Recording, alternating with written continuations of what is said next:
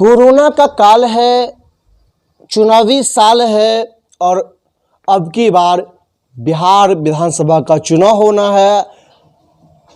वर्तमान समय में क्या हालात है, क्या चुनाव होना सही है, इन्हीं तमाम मुद्दे पे हम बात करेंगे राजद के राज्य परिषद सदस्य राम प्रवेश कुमार यादव से।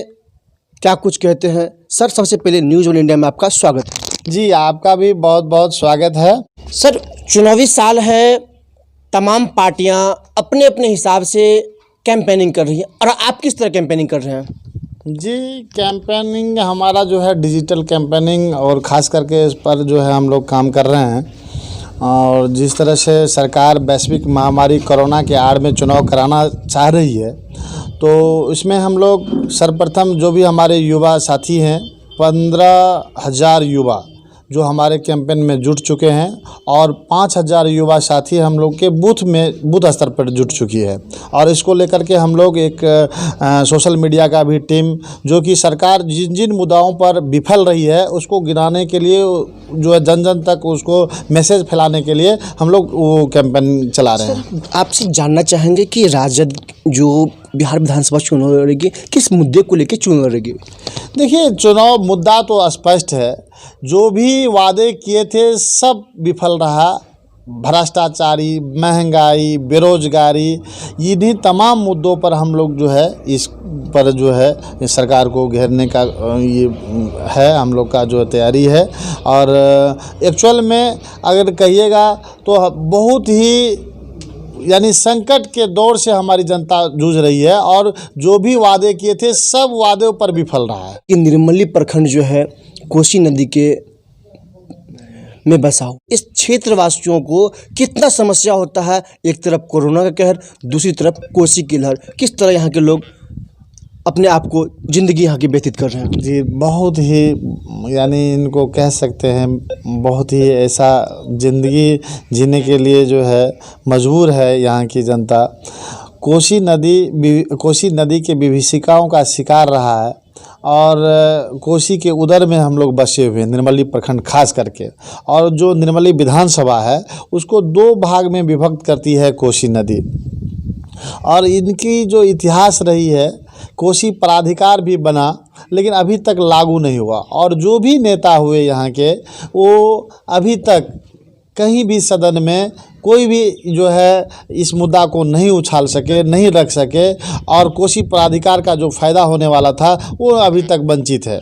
और हम लोग यही चाहते हैं कि सबसे पहले कोसी को देखते हुए, एक तरफ तो वैश्विक महामारी कोरोना का ये कहर है, दूसरी तरफ जो है ये बाढ़ जैसा कहर है, तो वो दोनों में सजेस्ट करने के लिए सरकार भी पूर्णतः विफल रही है। कहने के लिए, गिनाने के लिए बहुत सारा हम योजना चलाते हैं, बहुत सारा काम करते हैं, धरातल पे नहीं उतर पाता है। और हम लोग जब भी इस मुद्दा को लेकर के जिला को रखते हैं तो जिला एक ही शब्द में खारिज करते हैं कि देखिए हम सरकार जो डिसीजन करेंगे उस पर, तो सब कुछ सरकार पर फेंक दिया जाता है। और सरकार जो है निकम्मी सरकार है, डपोरसंखी सरकार है, कहती कुछ और है, करती कुछ और है। जनता त्रस्त है, जनता बदहाल है। और इसी बदहाली का जवाब जो है वो वोट के रूप में आगामी विधानसभा 2020 में देखने को मिलेगा।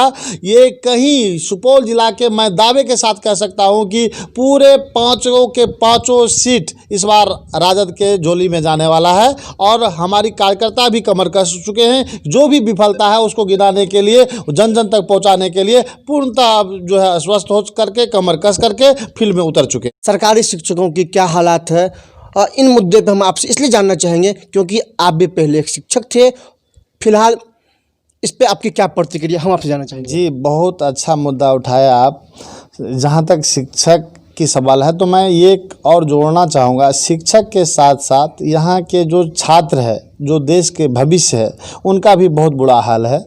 और शिक्षक का तो है ही, शिक्षक जो सारी समस्या को जूझते हुए शैक्षणिक कार्य में भाग लेते हैं, लेकिन सरकार उस पर जो है नज़रअंदाज करते हुए उनकी जो है जो घरेलू समस्या है, घरेलू जो जीवन यापन है, उसके लिए भी वो सक्षम नहीं हो पाते हैं। तो जब तक शिक्षक भूखा रहेगा, ज्ञान का सागर सूखा रहेगा। शिक्षक को समान अधिकार जो है, अभी समान काम समान वेतन का जो है मुद्दा उठाए थे शिक्षक, उनका जायज़ मांग है और सरकार को उसको मान लेनी चाहिए। तो एक तरफ यही नीतीश बाबू बोले थे कि डिग्री लाओ नौकरी पाओ, और एक तरफ बोलते हैं कि गाय खाती है कि खाता है वो भी नहीं आता है, शिक्षक कहता है वेतन बढ़ाओ। तो ये दोहरी मापदंड की, दोहरी नीति की जो सरकार है, इसको बदलने की आवश्यकता है। शिक्षक भी पूर्णतः अब जो है कमर कस चुके हैं। हमने भी अनुभव किया था, उसी समय हमने ठान लिया था कि शिक्षक की मांग को लेकर के हम वो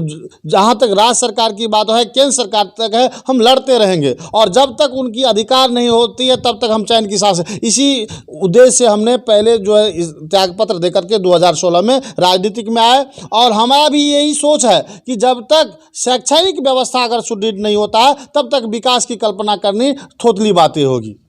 तो आपने तमाम मुद्दे पे सुना राम प्रवेश कुमार यादव को, जिन्होंने साफ तौर पे कह दिया कि वर्तमान समय में जो सरकार है, इनकी दोहरी रवैया है, ये कहते कुछ और है और करते कुछ और है। न्यूज़ वन इंडिया के लिए सुपौल से राजेश चौधरी।